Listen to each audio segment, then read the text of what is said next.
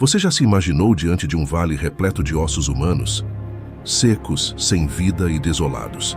Uma visão tão sombria que parece impossível de esquecer. Mas o profeta Ezequiel, inspirado por Deus, enfrentou exatamente essa visão, conforme narrado na Bíblia. E à medida que ele profetizava sobre esses ossos, algo surpreendente aconteceu. Eles se uniram, ganharam músculos e carne, voltaram a ser pessoas, mas ainda lhes faltava algo essencial: o sopro de vida. No vídeo de hoje, você aprenderá uma lição profunda sobre a importância da Palavra de Deus e do Espírito Santo em nossa vida espiritual. Esta é uma história de renovação e ressurreição, que nos desafia a refletir sobre nossa própria fé e como podemos ser instrumentos de avivamento em um mundo que anseia por vida espiritual. Antes de começarmos, se você tiver alguma gratidão no seu coração, considere se inscrever nesse canal. Assim, nós poderemos levar a palavra de Deus a ainda mais pessoas. E não se esqueça de compartilhar esse vídeo com quem precisa. Deus te abençoe. O livro de Ezequiel é muitas vezes subestimado na Bíblia. Durante o tempo de Ezequiel, Judá estava enfrentando um período extremamente difícil. Zedequias era o último rei de Judá, mas ele tinha pouco poder real. Com apenas um pequeno exército, Jerusalém foi sitiada novamente, e Zedequias foi capturado pelo exército de Nabucodonosor. Uma tragédia ocorreu quando seus filhos foram mortos diante de seus olhos para mostrar que a linhagem real estava encerrada. Em seguida, arrancaram os olhos de Zedequias, fazendo com que a última imagem que visse fosse a morte de seus filhos. Como resultado, Nabucodonosor ordenou a destruição completa de Jerusalém. Nesse contexto desolador, Ezequiel recebeu o chamado para pregar, mesmo estando a milhares de milhas de distância na Babilônia. A conhecida canção espiritual, Vale dos Ossos Secos, tem uma melodia cativante, mas sua inspiração vem da visão de Ezequiel sobre um vale cheio de ossos secos, dada pelo Senhor. Deus queria restaurar a esperança ao seu povo, que estava profundamente desanimado devido à sua maldade. O Senhor permitiu a invasão de Nabucodonosor e o exílio do povo na distante terra da Babilônia. A visão do Vale de Ossos Secos se concentra principalmente nos israelitas, mas também tem aplicações práticas em nossas próprias vidas. Ezequiel, capítulo 37, versículos 1 e 2, descrevem como Deus levou Ezequiel a um vale cheio de ossos secos, revelando a extrema secura e o abandono do lugar. Deus queria que Ezequiel sentisse profundamente a aparente desesperança da situação. Isso nos lembra que, se não seguirmos as diretrizes da Palavra de Deus em nossas famílias, elas podem se tornar como ossos secos, desprovidas de vida e significado. Alguns cristãos que em algum momento caminharam com o Senhor também podem se assemelhar a esse vale de ossos secos, vivendo do que eram em vez de buscar o que poderiam ter sido. No livro de Efésios, capítulo 6, Paulo instrui os filhos a obedecerem a seus pais no Senhor, o que significa que devem seguir a orientação de seus pais desde que isso esteja alinhado com os princípios cristãos. Isso é considerado certo e é uma forma de honrar o mandamento de honrar seu pai e sua mãe, que é o primeiro mandamento com uma promessa de que tudo irá bem e que terão uma vida longa.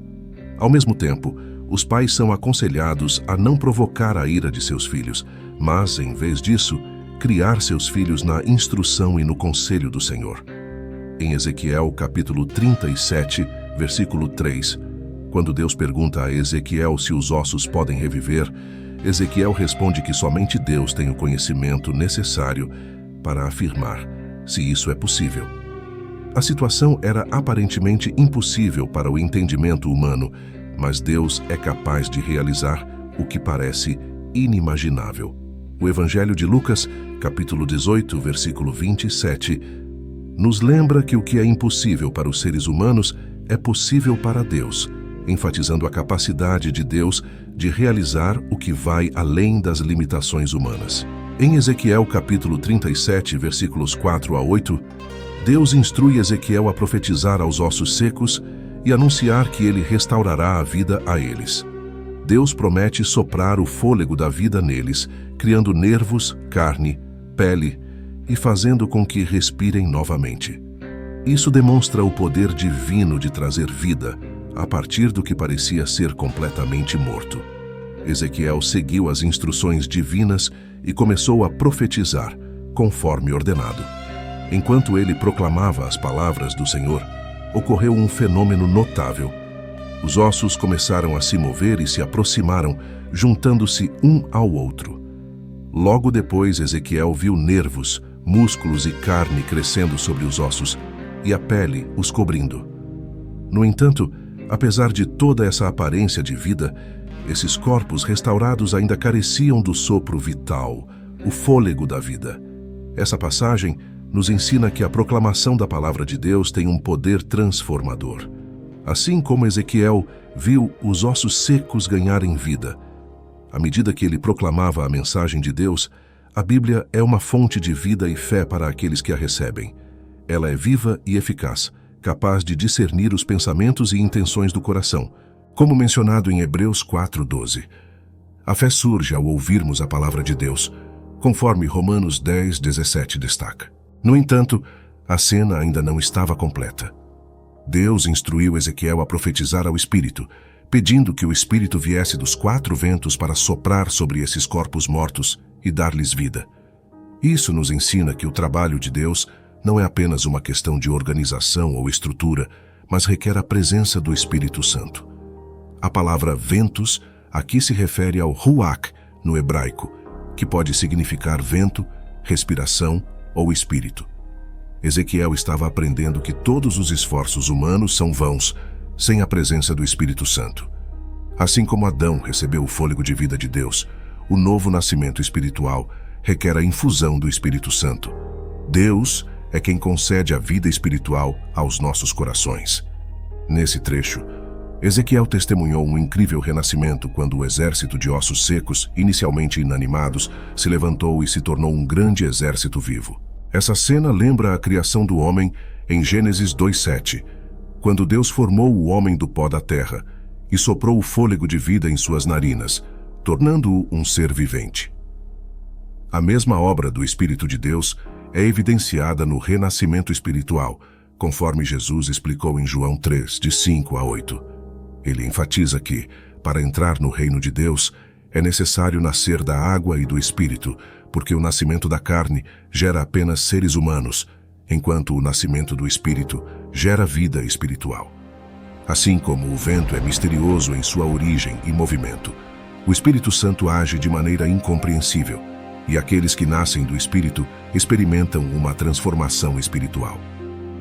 Ezequiel, seguindo as ordens divinas, profetizou, e o fôlego de vida entrou nos ossos, resultando na ressurreição desse grande exército. O Senhor então explicou a Ezequiel que esses ossos representavam toda a casa de Israel, que havia perdido a esperança e se sentia como se estivesse em sepulturas. No entanto, Deus prometeu que abriria suas sepulturas, trazendo-os de volta à terra de Israel. Este trecho destaca a capacidade de Deus de trazer vida e restauração, não apenas fisicamente, como no caso do exército de ossos secos, mas também espiritualmente, como no renascimento do homem pelo Espírito Santo. É um lembrete da promessa divina de trazer esperança e renovação a seu povo.